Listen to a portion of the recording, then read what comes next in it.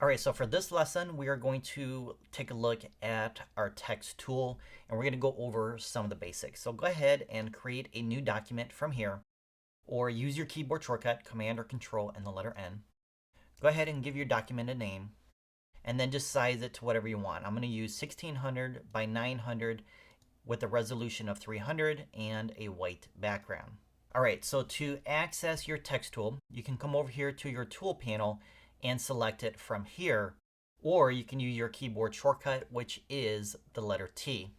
So up here we can make our selections for our font. We can choose the type of font, the style of the font, whether it's regular, bold, or even italic, and that's going to all depend on the particular font that you have installed. So this font here has a lot more style options available versus the last one I selected.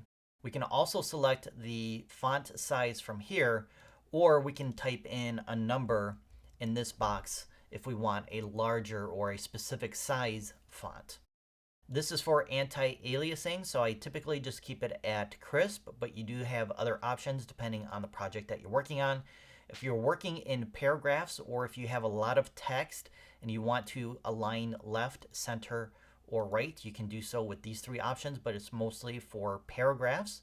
We can also change our color of our font by clicking on this little color box here. You're going to get your color picker dialog box, select your color, click OK, and then it's going to update that color in this box so you know what color you're working with. This option here is grayed out, and that's because we don't have any text selected, but when you do, you'll have an option to warp your text. We also have an icon here that will allow you to customize your text even further. You can adjust your characters as well as make other options for paragraphs. So if I click on this, I'm going to get two little panels here, and your panels may actually show up over here on the right side if you've never used them before. I've used these before, and I just like to have these two particular windows floating over my document so I have easy access to them as I'm working. So you can see here in the character panel, we do have some of the same tool options as we do up here, but there are other options as well to allow us to customize our text. And then the same with the paragraph option here. We have these three alignment options up here, but we also have a justify option here that's not available up here, as well as options to indent our paragraphs to style it even more. So these are all options to help you customize your text based on the project that you're working on. You can also access these panels from your window menu up here. We have character here, paragraph here. And you can always close these panels by pressing on this little X right here. So let's go ahead and add some text. Grab your text tool with the letter T and then just click on your document, and then you're going to get this blinking line here, and that lets you know you can begin adding text. So right now my text is fairly large because I used 150 points in my last project. So I can just double click on my text to select all of it, or I can go up to select and select all, and that's going to select all the text. We also have a keyboard shortcut here for that as well. So once you have all your text selected, you can come up here and change the font size to whatever you want, and like I mentioned before, you can type in a number as well. Now to get out of this text box, we have to come over here and click on our text layer or any other layer. We can then move that text in our document by grabbing our move tool from right over here in our tool panel, or by clicking the letter V for our keyboard shortcut. So I'm just going to move it to here so we can take a better look at this text and see some of the other options that we have. So I'm going to grab my text tool again with the letter T.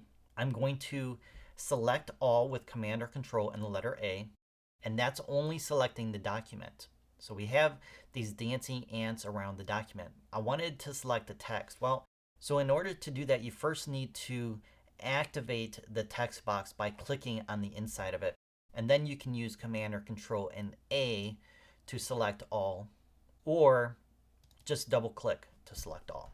Alright, so if we come up here to our character panel and our paragraph panel, we can make adjustments to this text. We can add an underline to it if we want. We can put a strike through. We can make it bold. So play around with these different options to see what you can do with it, as well as some of these other options as well. We have options to increase or decrease the spacing between the text, and that's known as tracking. So if you want to do something like that, you can, and that will allow you to customize your text even more. There's other options here as well, so go ahead and play around with those. All right, let's go ahead and take a look at how to add paragraphs to our document. So I'm going to grab some dummy text here. And to add a paragraph, instead of clicking and releasing, we're going to click and hold our left mouse button and drag out, and then you get this little box with these dashed lines. So this is our paragraph box. So right now I have my text aligned to the right, and that's why I have my cursor over here to the right versus the left. So I'm going to click on left align, moves over. I'm going to go ahead and adjust my text size to 12 points, and then I'm going to paste the text that I copied from a different document by going up to Edit and selecting Paste. Here's the keyboard shortcut, which is Command or Control and the letter V. And it applies that text based on the last options selected and not the text that I grabbed from my web browser. Now, if I had selected this text from a different document that had text styled differently, different color, different font size, etc., then it will apply those styles to the text. So I need to select all, Command or Control and A to select all, and then I can adjust the font to exactly what I need for this particular paragraph. So I'm just going to make some adjustments to it and change the color as well. Now we do have a little icon right here at the bottom right that gives us some information about this particular paragraph. We can see that it's different than the other boxes here. The other ones have nothing inside. This one has like a little cross or a little plus sign, and that lets us know there's more information inside of this text box. So if I click right here on this box and drag it down, we're going to have additional text visible now versus before because it's being cut off at the bottom of this dashed line right here. And we can see that icon is still there, and that's just letting us know there's still more text there. So you have to increase your box in order to make all of it visible or change the font size. So if I go back and select all and choose a 6-point font, then that little icon disappears and lets us know there is no more text. Everything is now visible. We can also come in here, click and drag to select a line of text so we can style that text differently from all the other text. All right, so that's it for Text 101. That gives you the basics of how to add text, how to style it, and how to add paragraphs. So go ahead, play around with the text tool, add some text, create some paragraphs, color it, resize it, and that's the best way to learn how to use this particular tool, and then you can start creating what you need for the projects that you're working on. In the next lesson, we're going to go over our selection tools. We're going to go over the basics, and I'm going to share with you these different selection tools that are going to be an integral part of your Photoshop journey. You're going to need to learn how to use these tools to retouch your images and much more. So we're going to go over the basics of the selection tools in the next lesson.